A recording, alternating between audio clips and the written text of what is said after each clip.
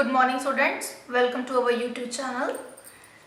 We will discuss about the very interesting topics of science and physics, and our today's topic is physical quantity and dimensions, which is the very important topic and basic topic of physics of +1 class. Firstly, we will start this topic with the term physical quantity. What is physical quantity? Any quantity which can be measured directly or indirectly is known as physical quantity. Means वो quantity जिसे हम किसी भी method से, चाहे directly किसी scale के साथ या फिर इनडायरेक्टली किसी मेथड से उसे माप सकते हैं, मेजर कर सकते हैं, उस क्वांटिटी को हम क्या बोलेंगे? फिजिकल क्वांटिटी बोलेंगे। Next, this can be divided into two parts. First one is the fundamental physical quantity. Fundamental physical quantity, that is fundamental means, that is a very common term which means basic. Fundamental means basic. And second one are derived. Second one are derived physical quantities. Firstly, we will discuss about the fundamental. Fundamental means basic physical quantity. Basic means वो physical quantity जो किसी और पे depend नहीं करती, जिसे हम directly measure करते हैं, उसे हम क्या बोलते हैं जी? फंडामेंटल बोलते हैं। ठीक है जी, which does not depend upon any another quantity. Does not depend upon any another quantity, that is known as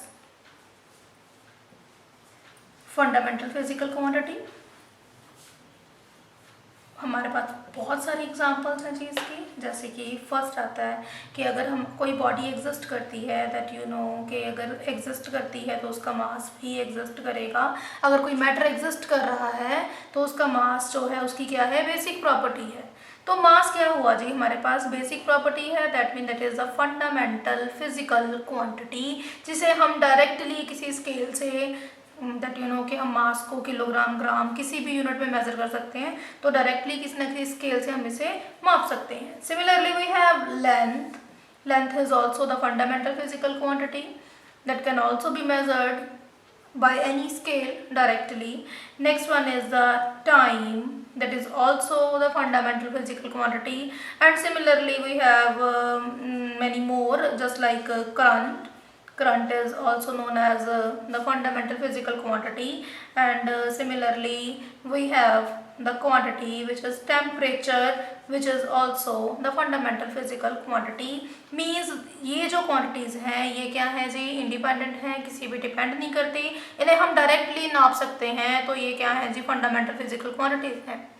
Then next we have derived physical quantities. Derived नाम से ही इसके वैसे क्लियर हो जाता है, जिसे हम किसी और से ड्राइव करेंगे, किसी और से बनाएंगे। Means वो quantities which can be derived from fundamental quantities. From fundamental quantities are derived physical quantities. ठीक है जी, जैसे कि फर्स्ट जो बेसिक एग्जांपल हम लेते हैं, let's say we will discuss about speed. Speed क्या होती है जी? Speed, that you know, that is distance upon time. That is a basic formula which you have already read in your class 9th और 6th also. From 6th you read that formula, speed is equal to distance upon time. And what is distance? Distance is the length, okay, and time जो है, because I earlier said time is the fundamental quantity, means it can't be further written into terms of other physical quantity. So time can be written as only time, okay, क्योंकि ये fundamental है, हम इसे किसी और के term में express नहीं कर सकते, तभी तो ये फंडामेंटल है। ओके, सिमिलरली डिस्टेंस जो है, that is basically length. Distance means distance between two points, that is known as length. Okay, then length is also the fundamental quantity. So this speed that is made up from length and time, so this is known as the derived physical quantity. So we have many more examples, just like speed and acceleration, and you are also well known from this term. Acceleration is velocity upon time, and again velocity is displacement upon time. Okay, now as you see here, displacement means distance, distance means length. Okay, then time is again fundamental. Okay, means मैं acceleration को कब तक drive करती गई जब तक ये fundamental में कन्वर्ट नहीं हो गया. तो जब ये फंडामेंटल में कन्वर्ट हुआ तो मैंने क्या देखा कि ये जो एक्सेलरेशन है इसको बनाने के लिए एक बार लेंथ यूज हुई है, दो बार जो है वो टाइम यूज हुआ है. Okay, so acceleration is the derived physical quantity. Similarly, we have force, work and so on. Many more examples of derived physical quantity. Now next जो हमारा important topic है इसमें वो है जी dimensions. We will discuss about dimension. Okay. Dimensions क्या है जी? Dimension को हम कैसे define करेंगे कि dimensions जो है वो क्या होते हैं. फर्स्टली डायमेंशंस क्या है, हम इसके बारे में लिखते हैं. जो वर्डिंग में हम लिखते हैं जी, वर्डिंग में क्या है कि any quantity, any derived quantity, okay, any derived quantity having which fundamental quantity, having which fundamental quantity and how many times. How many times मतलब क्या है जी, इसका मीनिंग क्या है कि जो ड्राइव्ड फिजिकल क्वांटिटी है वो किस किस फंडामेंटल क्वांटिटी को मिलके बनी है और कौन सी फंडामेंटल क्वांटिटी कितने टाइम्स उसमें आ रही है, वो उसे हम क्या कहेंगे, उसके डायमेंशंस कहेंगे. ओके, तो जो हम फंडामेंटल की बात करते हैं, फंडामेंटल जो टर्म्स हैं हमारी, फंडामेंटल के जो डायमेंशंस हैं वो आगे किसी पे डिपेंड नहीं करेंगे. तो उनके लिए हम क्या करेंगे, एक बेसिक सिंबल चूज कर लेंगे जो फंडामेंटल के लिए होगा. ओके, तो नेक्स्ट हम डायमेंशंस निकालेंगे ड्राइव्ड के. ठीक है, तो फंडामेंटल में जैसे हमने ये बेसिक 4-5 क्वांटिटीज पढ़ी है उसके बारे में हम लिख लेते हैं. फंडामेंटल में हमने क्या देखा, सबसे पहले हमारे पास मास है, मास के लिए हम सिंबल यूज करते हैं m. ओके, देन सेकेंडली हमारे पास क्या है जी, लेंथ है, लेंथ के लिए हम सिंबल यूज करेंगे l. थर्डली हमारे पास जो है टाइम है, टाइम के लिए हम सिंबल यूज करेंगे t. Similarly we have next quantity that is current. Current जो है इसके लिए जो सिंबल यूज करते हैं वो a यूज करते हैं. a is actually taken from ampere which is SI unit of current. Similarly next we have temperature. Temperature के लिए हम T यूज नहीं कर सकते क्योंकि हमने टाइम के लिए ऑलरेडी T यूज कर लिया है. तो इसके लिए हम केल्विन जो है उससे हमने सिंबल लिया, K यूज करेंगे. तो ये क्या है जी, इन फंडामेंटल क्वांटिटीज के डायमेंशंस हैं. तो नेक्स्ट हम क्या करेंगे, हम जो हमारी ड्राइव्ड क्वांटिटीज हैं उनके डायमेंशंस निकालेंगे. ड्राइव्ड क्वांटिटीज जो हैं उनके डायमेंशंस निकालेंगे. सिंपल सी भाषा में कहें तो ड्राइव्ड क्वांटिटीज जो हैं हम उन्हें एक्सप्रेस करेंगे फंडामेंटल क्वांटिटीज में. तो हम देखेंगे कि हमारे पास कौन सी ड्राइव्ड जो क्वांटिटी है उसमें कौन सी फंडामेंटल क्वांटिटी कितने टाइम्स आ रही है, तो उसे हम क्या बोलेंगे, उसके डायमेंशंस बोलेंगे. अगर मैं इन डायमेंशंस को स्क्वायर ब्रैकेट में एक्सप्रेस कर दूं then that is known as dimensional formula. That is known as dimensional formula. Okay, let's say we will start with some examples. Firstly, taken speed. Speed is equal to, again, that is distance upon time. Distance is length. Okay, so you can use the symbol L for dimensions of distance. Similarly, you can use the symbol T for dimensions of time. So the dimensional formula of speed becomes LT minus 1. And similarly that is for velocity also, because velocity is displacement upon time. Okay, displacement is again a distance having dimension L. Okay, that becomes LT minus 1. Next we will take example of acceleration. Acceleration, that you know, that is equal to velocity upon time. Okay, अगर आपको velocity का dimensional formula directly याद है तो आप directly लिख सकते हो। ओके, तो यहाँ से हम इसका डायमेंशनल फॉर्मूला निकाल लेंगे, दैट इज LT-2। अगर आपको डायरेक्टली याद नहीं है तो आप इसे ऐसे ड्राइव भी कर सकते हो। Velocity can be written as displacement upon time into 1 upon time, then that displacement having dimension of length upon t into t, that becomes LT-2. See here, these two are same. Okay, result will be same. Then next है जो हमारा, let's say that is a force Newton का law हम पढ़ते आ रहे हैं, ठीक है, Newton second law, F is equal to m into a. Okay, here m is mass, okay, having dimensions m. a is acceleration, ठीक है, जो हमने ऑलरेडी यहाँ कैलकुलेट किए हैं, कितने आए हैं जी, LT-2. Okay, so dimension of force becomes MLT-2. Okay, so here we have many more examples, ठीक है। तो इसके लिए यानी कि ड्राइव्ड जो क्वांटिटीज हैं इनके डायमेंशंस निकालने के लिए हमें ये डायमेंशंस जो हैं वो लर्न करने मस्ट हैं। ओके, तो मास के लिए m, लेंथ के लिए l, टाइम के लिए t, करंट के लिए a एंड टेम्परेचर के लिए केल्विन के। Okay, then we will take many more examples. Okay, then fourth one example, let's say that is a work or energy, and that you know work is equal to energy or energy is equal to work. Okay, then work जो है वो क्या होता है जी, force into displacement. Okay, तो force के dimension हमने अभी निकाले MLT-2।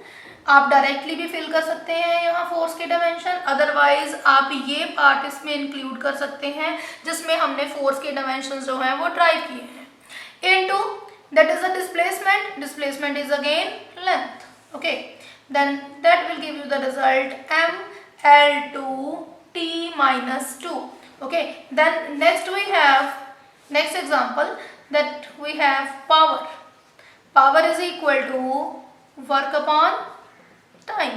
Okay, मीन्स हमें डायमेंशंस निकालने के लिए इनके जो फॉर्मूलाज हैं वो हमारे माइंड में होने चाहिए। ओके, तभी हम इनके डायमेंशंस निकाल सकते हैं अगर हमें इसके फॉर्मूले याद हैं। ओके, जैसे पावर है, पावर क्या है जी, वर्क अपॉन टाइम है। ओके, तो वर्क के डायमेंशंस ठीक है, जैसे जैसे प्रैक्टिस करोगे आपको लर्न हो जाएंगे। ओके, तो यहाँ वर्क के डायमेंशंस क्या है हमारे ML2T-2 अपॉन टाइम के डायमेंशंस क्या है T, तो it will give you result ML2T-3।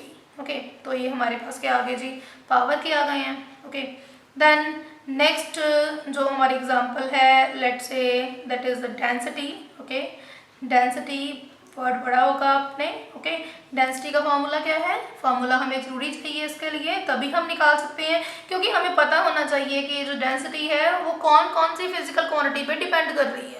Okay, वो फंडामेंटल है या ड्राइव्ड है वो मैटर नहीं करता, क्योंकि अगर वो ड्राइव्ड है तो हम उसे फंडामेंटल में कन्वर्ट कर लेंगे, अगर वो ऑलरेडी फंडामेंटल है तो हम उसे एज इट इज रख लेंगे। Okay, that becomes mass upon volume. Okay, then mass is the fundamental, so you can write m here, but what about volume? Volume, that you know, length into breadth into height. Okay, now breadth is also length and height is also length. Okay, तो इनको जो major करने के लिए scale तो वही है ना जो लेंथ वाला है। ठीक है, तो डायरेक्शन के कारण हम इसे कह देते हैं कि ये ब्रेड्थ है, ये हाइट है, एक्चुअली ये क्या है, सारी लेंथ ही है। ठीक है, so we will take the dimensions of length, then L into L that becomes L cube. Okay, or you can say that becomes L cube. Okay, then that will give you ML-3. Okay, तो ये हमारे पास density के dimensions आ गए हैं ML-3। And जैसे हमने यहाँ देखा कि हमारे पास टाइम के डायमेंशंस जो हैं वो यहाँ पे नहीं है। ठीक है, तो you can also standardly express it as ML3T0। Okay, ML3T0। Okay, क्योंकि हम जो स्टैंडर्डली हमारा डायमेंशनल फॉर्मूला एक्सप्रेस करते हैं वो हम MLT के टर्म्स में एक्सप्रेस करते हैं, जब तक उसमें केल्विन या करंट के जो डायमेंशंस है वो ना आए, ठीक है जी। तो करंट के भी हम देख लेते हैं एक बार। तो डेंसिटी जो है, ठीक है, उसमें हमारे पास ये क्या एक्सप्रेस करता है कि मास जो है वो 1 टाइम है, एल के डायमेंशन -3 हैं, और टाइम जो हमारे पास टाइम है उसके डायमेंशंस क्या हैं, 0 है, ठीक है। And that is known as dimensional formula for density. Okay, then एक एग्जांपल देख लेते हैं हम करंट की, ठीक है। तो करंट की एग्जांपल के लिए आपको पता होना चाहिए कि पहले हम ऐसा कौन सा फार्मूला लिखें जिसमें करंट आए, ठीक है जी। जैसे हमारे पास, चलो करंट से ही देखते हैं। करंट क्या होता है जी? Current is equal to charge flowing per unit time. Okay, charge flowing per unit time, that is known as a current. Okay, तो हाँ, यहाँ से अगर हमने चार्ज के डायमेंशन निकालने हो, क्या is the charge here, charge के डायमेंशंस निकालने हो तो उसे हम कैसे लिखेंगे? That becomes current into time. Okay, तो करंट के हमने अभी डायमेंशंस पढ़े थे कि हम उसको ए से लिखते हैं, टाइम के हम टी से लिखते हैं, तो ये क्या बन गए? A T. तो dimensional formula of current, sorry charge, dimensional formula of charge becomes A T. Okay, तो दैट मीन क्या है कि इसमें सिंगल टाइम जो है वो करंट है, सिंगल टाइम क्या है? टाइम है। तो ऐसी बहुत सारी हमारे पास एग्जांपल्स हैं जिसमें हम क्या है, ड्राइव फिजिकल क्वांटिटीज जो हैं उनके डायमेंशंस निकाल सकते हैं। सो आई थॉट कि ये आपके लिए बड़ा यूजफुल टॉपिक होगा, ठीक है। तो बेसिक समझने के लिए कि हमारे पास क्या होते हैं डायमेंशंस, ठीक है जी, कैसे हम डायमेंशनल फार्मूला लिखते हैं, डायमेंशनल फार्मूला क्या एक्सप्रेस करता है टॉपिक में, ठीक है ना। तो इसको +1 की फिजिक्स को स्टार्ट करने के लिए आपका ये टॉपिक जो है वो बहुत ही बेसिक टॉपिक है। आई होप कि आप इसको अच्छी तरह से समझ पाए हैं, और with the help of other videos also you can clear the concept of physics। okay, तो कुछ और इंटरेस्टिंग वीडियोस के लिए हमारे चैनल को देखते रहिएगा, ठीक है जी। तो हम कुछ और नए टॉपिक जो हैं वो लेके आएंगे। Students, so practice your own, ठीक है, with many more examples, ठीक है, to drive the dimensions। okay, and if you have any query then you can write in the comment box, okay, then I will solve that। okay, then also like our video and share it।